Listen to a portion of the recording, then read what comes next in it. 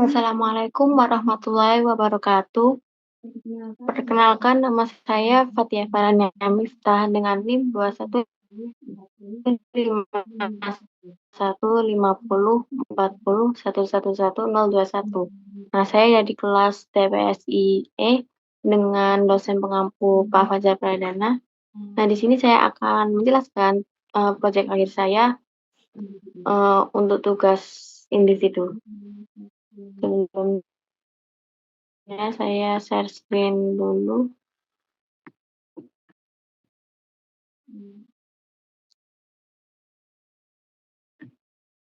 Hmm,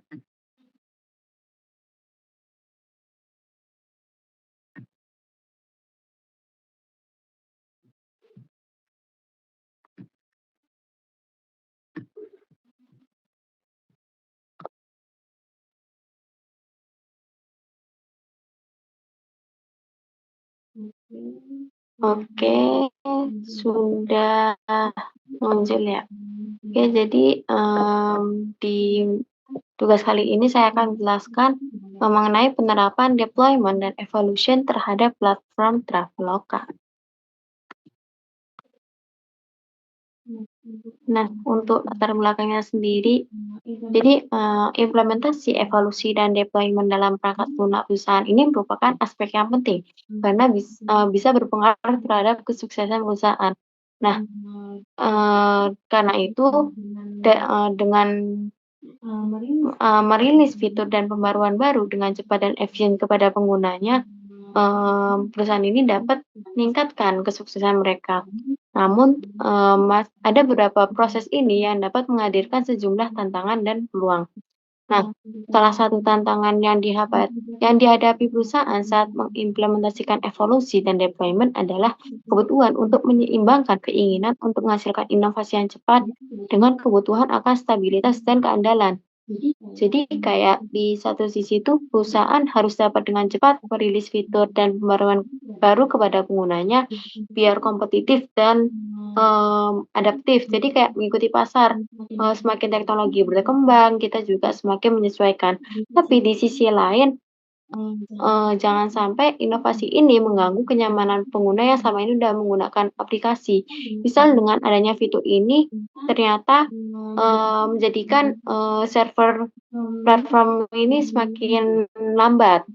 Nah, itu kan malah menuju kekurangan ya, atau kerugian.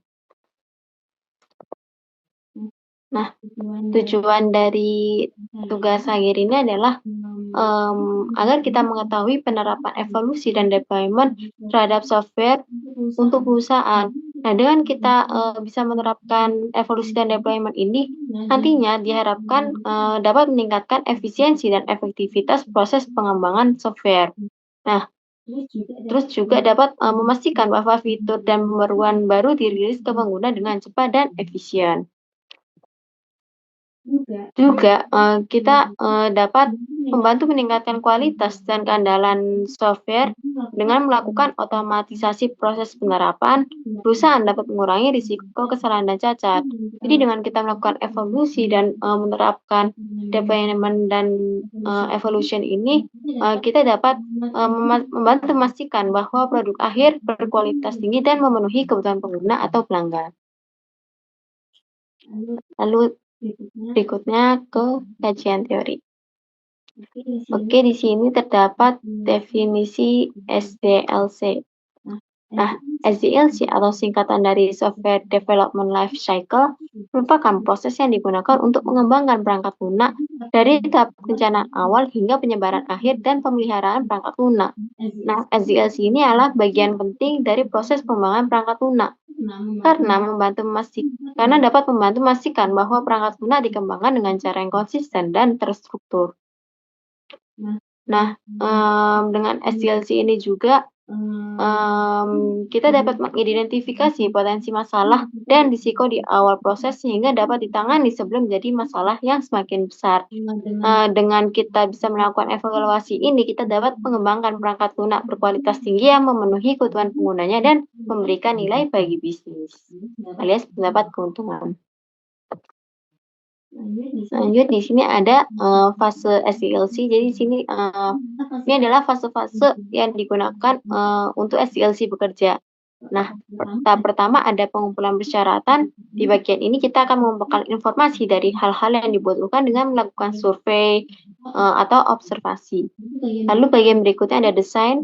Nah, di sini di fase ini kita akan membuat rancangan bagaimana perangkat lunak akan diimplementasikan dan diuji. Lalu tahap berikutnya terdapat implementasi. Dari implementasi ini kita akan membuat kode programan, terus dibuat antar muka antar penggunanya, terus baru kita integrasikan berbagai komponen software tersebut. Lalu fase berikutnya ada pengujian. Nah, di pengujian ini kita akan melakukan identifikasi potensi masalah atau bug sehingga kita dapat melakukan solusi untuk masalah tersebut dan untuk mempermudah di langkah berikutnya. Dan terakhir ada penerapan. Nah, penerapan ini kita akan lakukan tester kepada kayak orang-orang luar atau juga bisa melakukan tester terhadap dari tim kita sendiri. Nah, biasanya ini melibatkan pengemasan perangkat lunak ke dalam format yang dapat diinstal dan dikonfigurasi dengan mudah pada sistem target. Jadi ini kayak aplikasinya udah jadi, terus orang lain tinggal nyoba apakah aplikasinya mudah digunakan atau ternyata malah banyak orang yang nggak menggunakan aplikasi tersebut karena sulit dipahami dan semacamnya. Di sini saya akan menjelaskan model-model SDLC. Nah, jadi sebenarnya ada banyak banget, tapi yang paling umum ini ada 3. Yang pertama ada waterfall. Nah, di model ini setiap fase SDLC diselesaikan secara berurutan tanpa tumpang tindih antar fase-fase. Nah, desain rencana bagaimana perangkat lunak akan diimplementasikan dan diuji. Jadi kayak di fase ini fase-fasenya itu atau langkah-langkahnya dia berurutan, nggak bisa kayak fase 4 terus kita balik lagi ke fase 2, itu nggak bisa. Jadi benar-benar harus urut. Nah, kalau di Agile ini proyek dibagi menjadi siklus kecil berulang atau sprint yang masing-masing berfokus pada penyampaian serangkaian fitur atau kemampuan tertentu. Nah, Agile ini dapat memungkinkan tim untuk dapat dengan cepat menanggapi perubahan persyaratan dan prioritas dan mengirimkan perangkat lunak dengan cara yang lebih bertahap dan bertahap. Dan terakhir ada sprint. Dalam model ini, proyek dibagi menjadi serangkaian siklus pendek atau spiral yang masing-masing mencakup semua fase SDLC. Hal ini memungkinkan tim untuk membuat prototipe dan menguji perangkat lunak dengan cepat, serta melakukan penyesuaian dan peningkatan berdasarkan umpan balik dari pengguna dan pemangku kepentingan. Nah, lalu di sini ada manfaat SDLC. Pertama, dapat meningkatkan kualitas dan efisiensi. Lalu dapat meningkatkan komunikasi yang baik antar tim. Nah, kenapa kok bisa komunikasinya baik? Karena di SDLC ini menyediakan bahasa umum dan rangkaian proses yang dapat diikuti semua orang, sehingga dapat membantu mengurangi kesalahpahaman dan memastikan bahwa setiap orang bekerja untuk tujuan yang sama.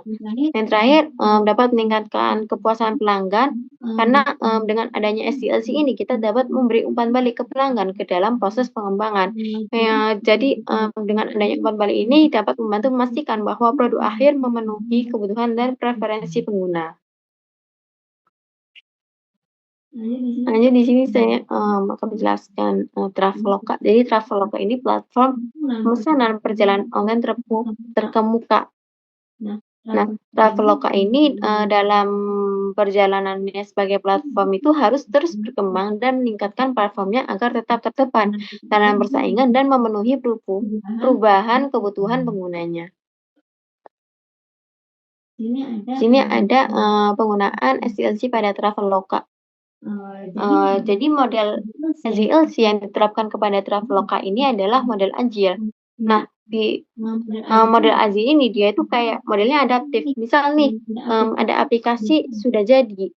Nah, ketika dilakukan evaluasi ternyata masih ada yang kurang, kita bisa kembali ke fase berikut, fase sebelumnya dulu. Nah, dan terus model ini dia itu dapat adaptif sehingga kayak ketika Traveloka ini dalam sudah berjalan nih, terus ternyata ada fitur yang masih kurang, itu bisa ditambahin atau bisa tingkatkan lagi. Nah, dengan digunakannya model ini, Traveloka dapat membuat penyesuaian dan peningkatan berdasarkan umpan balik dari pengguna dan stakeholder yang dapat meningkatkan keunggulan kompetitifnya di pasar perjalanan online. Lalu ini fitur Traveloka. Pertama, ada pencarian dan pemesanan tiket-tiket, terus juga ada pencarian dan pemesanan hotel atau akomodasi lain secara online. Jadi fitur ini dapat memungkinkan pelanggan untuk mencari dan memesan hotel atau akomodasi lain yang sesuai dengan kebutuhan dan budget mereka dengan mudah dan cepat melalui platform online yang disediakan oleh perusahaan travel. Lalu ada penawaran harga spesial dan promosi menarik. Lalu juga ada layanan pelanggan yang responsif dan berkualitas. Lalu yang terakhir ada metode pembayaran yang fleksibel. Nah, perusahaan travel seperti Traveloka ini biasanya menawarkan berbagai metode pembayaran yang fleksibel, seperti pembayaran melalui kartu kredit, debit, atau e-wallet untuk memudahkan pelanggan dalam melakukan pembayaran tiket atau akomodasi yang mereka pesan.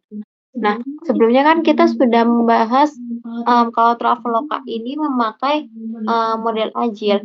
Nah, jadi dulu itu fitur pembayaran di Traveloka itu nggak seperti sekarang yang ada e-wallet. Jadi dulu kan karena belum ada e-wallet atau masih belum populer, masih belum ada. Terus karena seiring berjalannya waktu pengguna e-wallet berkembang, akhirnya mau nggak mau Traveloka harus meningkatkan fiturnya. Dalam fitur pembayaran ini dia menambahkan fitur e-wallet. Terus juga untuk pencarian dan pemesanan tiket ini, dia ini bisa memenuhi kebutuhan pengguna karena di aplikasinya itu setahu saya terdapat filter kayak misal harga ini kita mau budget ini. Nah, akhirnya bisa dicarikanlah yang sesuai dengan budget kita. Nah, itulah mungkin adaptif yang menurut saya yang saya ingin tonjolin di sini. Nah, oke, saya akan bahas kesimpulannya. Nah, dengan demikian, implementasi, evolusi, dan deployment dapat menjadi salah satu faktor yang membantu Traveloka untuk meningkatkan daya saing dan kinerja perusahaannya dalam jalanan industri yang kompetitif. Selain itu, implementasi, evolusi, dan deployment juga dapat membantu Traveloka untuk memenuhi kebutuhan pengguna dan stakeholder terhadap perangkat lunaknya serta meningkatkan efisiensi dan efektivitas dalam pengelolaan perangkat lunak. Nah, dengan diimplementasinya evolusi dan deployment secara tepat dan terstruktur, Traveloka dapat memastikan bahwa perangkat lunaknya dapat terus berkembang dan meningkatkan performa dan kualitasnya, sehingga dapat memberikan nilai yang lebih tinggi bagi perusahaan dan penggunanya, serta inilah yang menjadi keunikan Traveloka dibandingkan platform sejenis lainnya. Sekian presentasi dari saya. Mohon maaf jika ada salah kata. Terima kasih.